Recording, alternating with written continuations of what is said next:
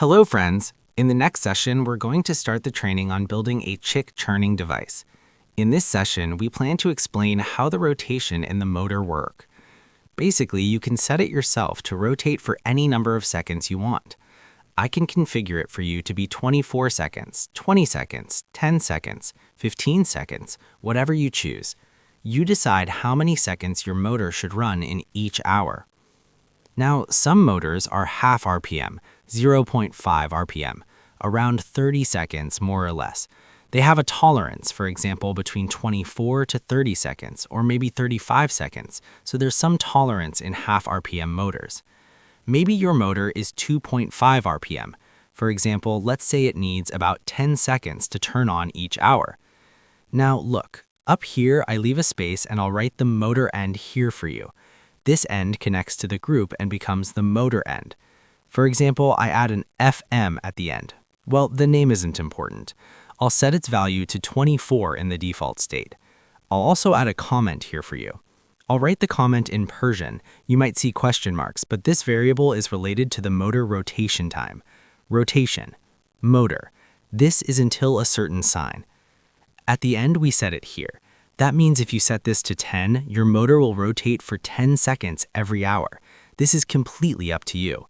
Why did I make it this way? So you have control and can change it yourself. Why didn't I put it in the menu? Look, because of the Watchdog timer we added in the previous session. Imagine that for some reason your microcontroller freezes, especially Arduino boards, Chinese Arduinos, the regular ones, not the original ones. Chinese Arduinos tend to freeze a lot. Well, not a lot, but more or less they do freeze. Now, the microcontroller itself freezes sometimes. When it freezes, the timer and the watchdog are activated, and when the system resets, it returns to the default state. For example, this value is 24 by default, but you might want it to be 10. However, after a reset, it goes back to 24, and returning to 24 can cause an abnormal situation for your motor. So, you need to test your motor and see how long 1 second actually is, how long it takes for the motor to make a half turn, and how many seconds that half rotation takes. For example, based on that, you might decide to set this value to 10. I've also written a note in Persian here. Please pay attention to this. So, you just change it very simply. You change 24 to 10. That's all. There's no special trick at the end. For example, right now I leave the default value at 24, so that means my motor will rotate for 24 seconds every hour.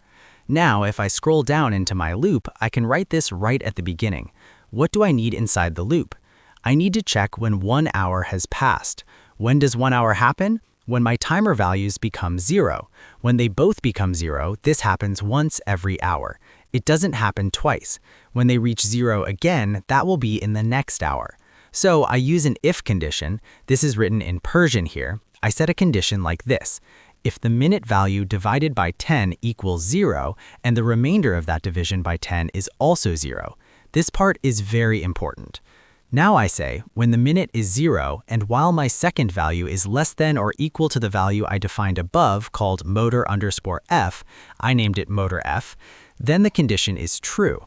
For example, second 1 is less than 24, second 2 is less than 24, and so on, 6, 7, 8, 9, until it reaches 24.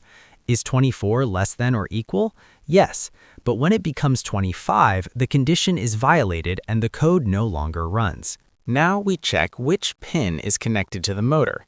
Let's see. Pin number 12 was assigned to the motor. So I copy these commands because I want to turn the motor on and off. I copy them and put them here in this line of code. Here I say, as long as this condition is true, do a digital write low and turn the motor on. A relay is low active, so low means on. Then I add an else condition. If this time condition is not met, meaning at any other time, turn the motor off. That means writing high to pin 12. High means off, low means on, because our relay is low active. So turn it on, otherwise turn it off.